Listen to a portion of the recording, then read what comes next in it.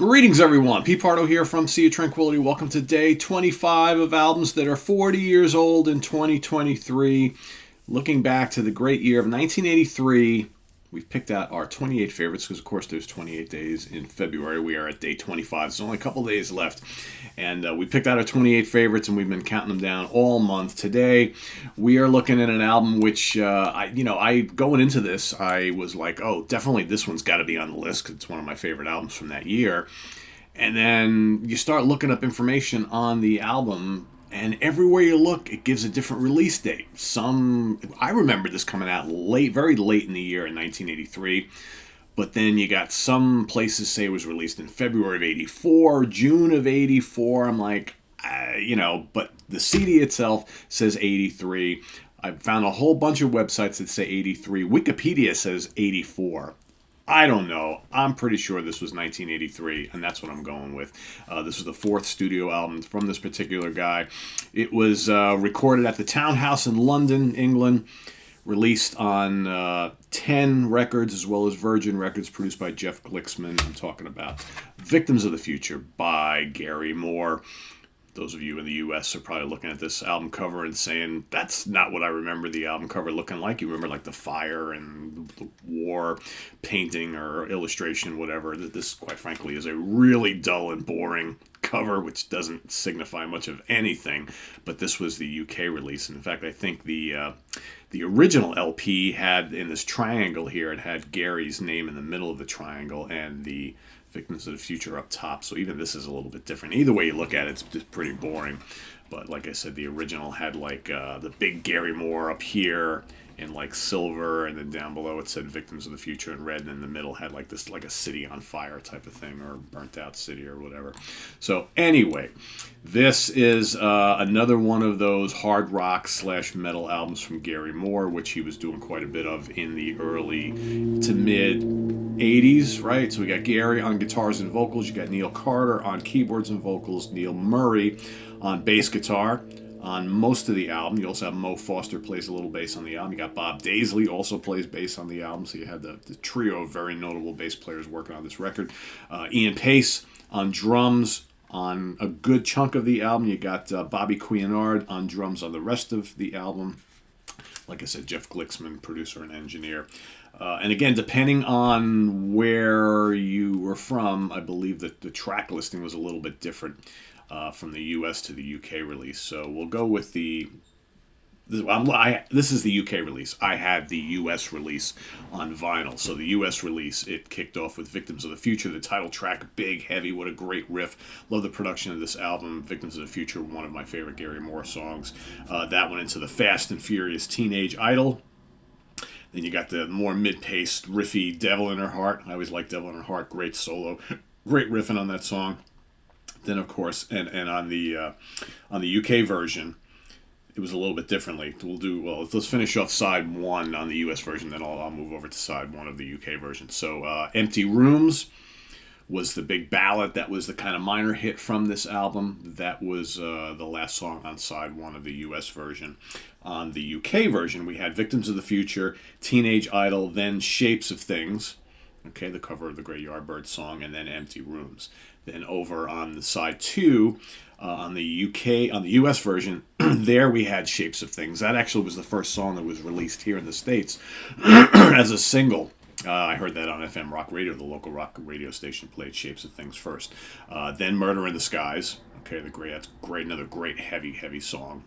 Gary, a lot of lyrical content on this album, on a good chunk of the songs, has a lot to do with the kind of the state of the world and whatnot at the time. Then you have the ballad, not really a ballad, but more like a commercial rock song, Hold On to Love, and then the kind of heavy Zeppelin-y Law of the Jungle. All right, but on the UK version, you get Murder in the Skies, first song on side two. All I Want, okay, another pretty good rocker that was not on the US version. Then Hold On to Love, then Law of the Jungle. So a little bit different, right? A little bit different. You don't get Devil in Her Heart is not on the UK version, and All I Want is not on the US version. So that's kind of the difference there. But really good stuff. I mean, incredible guitar playing. At the time, to me, Gary Moore was the most exciting guitar hero to come onto the scene, even though he had been around obviously for a long time. But here in the States, most of us had no idea who Gary Moore was, unless you were like a really big Thin Lizzy fan and heard him play on the Black Rose album. You really didn't have much exposure to him. His Coliseum 2 wasn't much of a thing here in the States unless you were like a fusion person, right? And his early solo albums really had no impact here. It wasn't until Corridors of Power that Gary Moore first made an impact here. And then this album did very well. And the next couple did pretty well here as well. And then, of course, he went into the blues thing, and that's a story for another day. But yeah, Victims of the Future is my pick for day 25. Confusing release dates notwithstanding. Like I said, I'm pretty sure that this was released December in 1983. And again, maybe that was the UK release. Maybe it came out in early February in 84 here in the States. I don't quite remember, but it was right around the holidays, if I remember correctly, right before or right after. So, but whatever. We also have just in case that all my dates, my information that I got is a little bit wrong.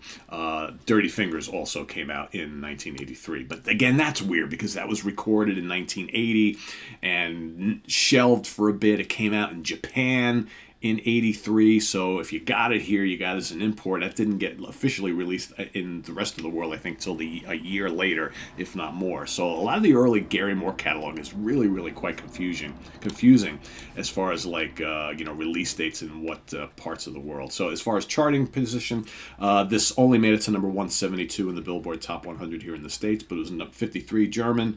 Dutch charts hit number 45, number 15 in Sweden. UK album charts number 12, and in Finland number 7. But again, it didn't start charting until actually 84. So again, a lot of really weird information on this particular album here and the Gary Moore catalog. So let us know what you think of Victims of the Future in the comments below, as well as your pick for today, day 25. And visit us on the web at www.seaoftranquility.org. We're on Facebook, we're on YouTube, all together, all the damn time. Please subscribe if you haven't already and click on that notification bell so you get alerted of all of our content as a post. And please do hit the like button before you leave. If you want to make a channel donation, you got the links to our Ko-Fi page down in the comments below, or not in the comments, but in the video description below, as well as the link to our merch page.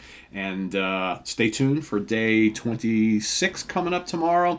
We've also got today, don't touch that dial, the UK Connections coming up today, our favorite and least favorite albums from Journey. Tomorrow is ranking the albums. Chris Canzaneri and myself will be ranking the catalog of Baroness. And then, of course, we've got the Hudson Valley Squares coming up on Monday, the Monsters Den on Thursday, 4 Fusion Friday on Friday morning at the Funhouse with Martin Popoff also on Friday, and then we'll be back with ranking the albums again a week from tomorrow. So all sorts of stuff happening here on the channel. I am Pete Pardo. Should have another installment of my CD collection, as well as that historic 6-album run series. All should be happening this weekend as well. So lots going on here on the channel. So we'll see you real soon. I am Pete Pardo. Have a good weekend, everybody. Bye-bye.